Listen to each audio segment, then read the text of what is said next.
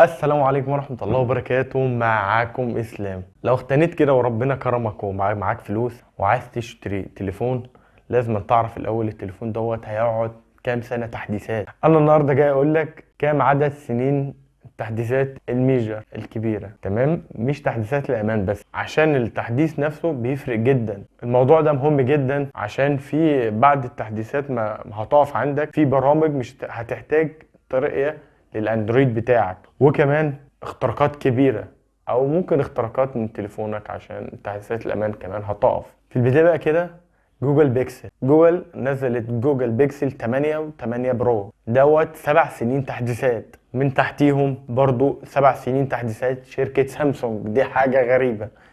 اس 24 الترا نازل فعلا ب7 سنين تحديثات، بعد ما كانت ابل هي اللي اعلى حاجة في التحديثات من 5 ل6 سنين. دلوقتي الاتنين دول تفوقوا عليها، وبعد كده ابل في المركز الثاني. وفي المركز الثالث بقى 3 شركات، شركة اوبو وون بلس وشاومي 4 سنين تحديثات. ومن بعديهم بقى شركة هونور وفيفو وريلمي وموتورولا. وفي المركز الاخير شركة نوكيا وايسوس وشركة بوكو والتي سي ال وشركة سوني. لو فضلت معايا لحد دلوقتي ما تنساش تصلي على النبي وتشترك في القناة، وانت اجدع ناس.